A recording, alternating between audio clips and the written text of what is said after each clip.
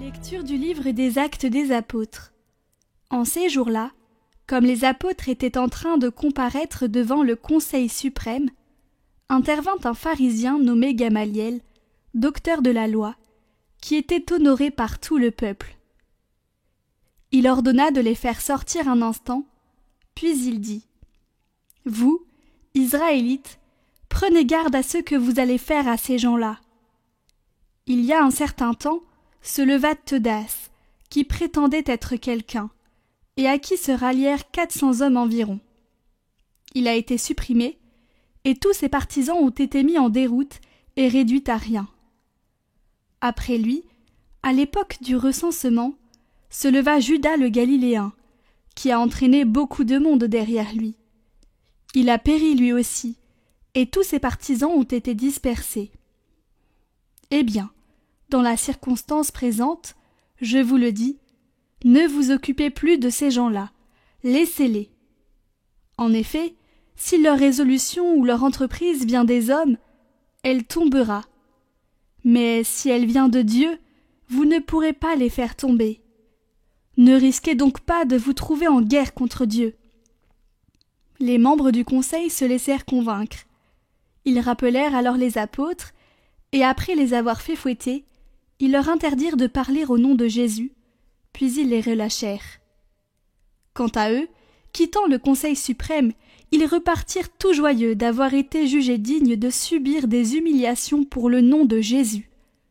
Tous les jours, au temple et dans leur maison, sans cesse, ils enseignaient et annonçaient la bonne nouvelle. Le Christ, c'est Jésus.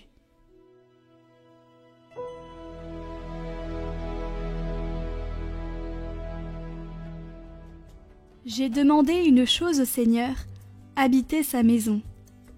Le Seigneur est ma lumière et mon salut. De qui aurais-je crainte ? Le Seigneur est le rempart de ma vie. Devant qui tremblerais-je ? J'ai demandé une chose au Seigneur, la seule que je cherche.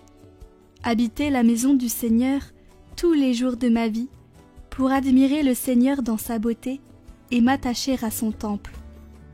J'en suis sûre, je verrai les bontés du Seigneur sur la terre des vivants. Espère le Seigneur, sois fort et prends courage. Espère le Seigneur.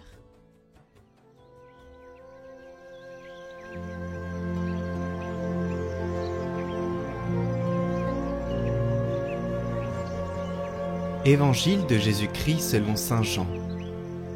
En ce temps-là, Jésus passa de l'autre côté de la mer de Galilée, le lac de Tibériade.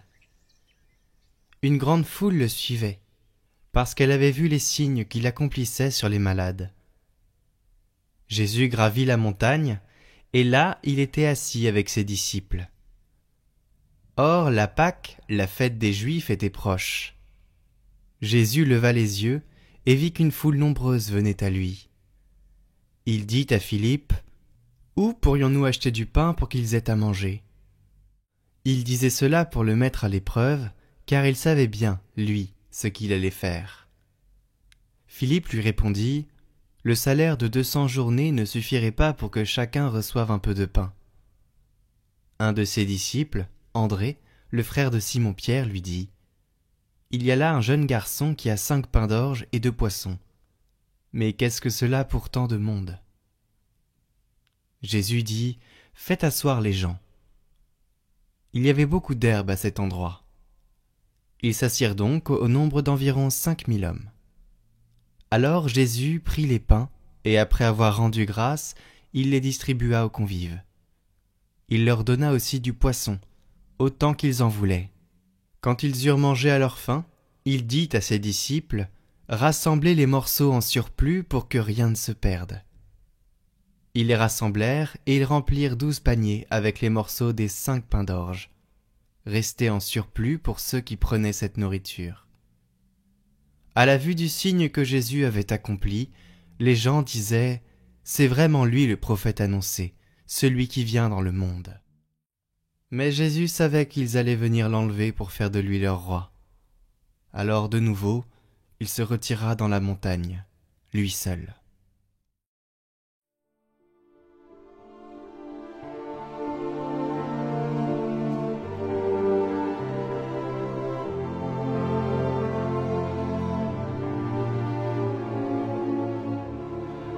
C'est un grand enseignement pour nous. Il nous dit que le Seigneur peut faire beaucoup avec le peu que nous mettons à sa disposition. Il serait beau de nous demander chaque jour « Aujourd'hui, qu'est-ce que j'apporte à Jésus ?» Il peut faire beaucoup avec notre prière, avec notre geste de charité pour les autres, même avec notre misère remise à sa miséricorde. Apporter nos petitesses à Jésus et lui fait des miracles. Dieu aime agir ainsi. Il fait de grandes choses à partir de petites, de celles qui sont gratuites. Tous les grands protagonistes de la Bible, d'Abraham à Marie, jusqu'aux jeunes d'aujourd'hui, montrent cette logique de la petitesse et du don.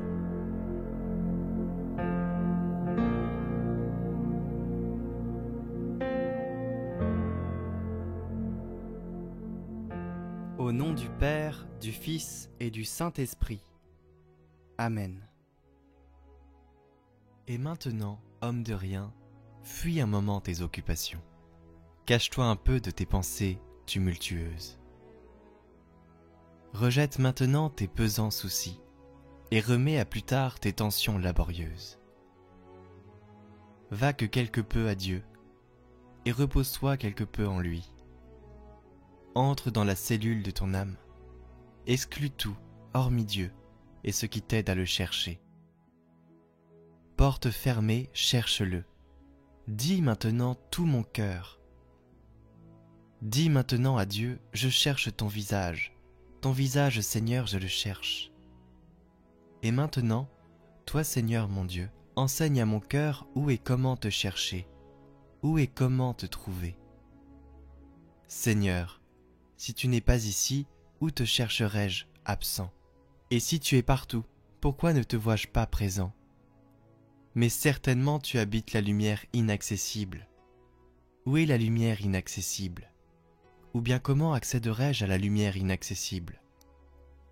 Ou qui me conduira et introduira en elle, pour qu'en elle, je te voie? Par quel signe enfin, par quelle face te chercherai-je? Je ne t'ai jamais vu, Seigneur mon Dieu. Je ne connais pas ta face. Que fera très haut Seigneur? Que fera cet exilé? Tiens, et éloigné. Que fera ton serviteur, anxieux de ton amour et projeté loin de ta face? Il s'essouffle pour te voir, et ta face lui est trop absente. Il désire accéder à toi, et ton habitation est inaccessible. Il souhaite vivement te trouver, et il ne sait ton lieu. Il se dispose à te chercher, et il ignore ton visage. Seigneur, tu es mon Dieu, tu es mon Seigneur, et je ne t'ai jamais vu. Tu m'as fait et fait à nouveau. Tu m'as conféré tous mes biens, et je ne te connais pas encore. Bref, j'ai été fait pour te voir, et je n'ai pas encore fait ce pourquoi j'ai été fait. Seigneur, et je ne t'ai jamais vu. Tu m'as fait et fait à nouveau. Tu m'as conféré tous mes biens, et je ne te connais pas encore. Bref, j'ai été fait pour te voir, et je n'ai pas encore fait ce pourquoi j'ai été fait. Et toi, ô Seigneur, jusqu'à quand nous regarderas-tu et nous exauceras-tu? Quand illumineras-tu nos yeux et nous montreras-tu ta face? Quand te rendras-tu à nous? Regarde-nous, Seigneur, exauce-nous, illumine-nous, montre-toi à nous. Rends-toi à nous, que nous soyons bien, nous qui sans toi sommes si mal. Aie pitié de nos labeurs et de nos efforts vers toi, nous qui ne valons rien sans toi. Enseigne-moi à te chercher. Montre-toi à qui te cherche, car je ne puis te chercher si tu ne m'enseignes, ni te trouver si tu ne te montres. que je te cherche en désirant, que je te désire en cherchant, que je trouve en aimant, que j'aime en trouvant. Amen.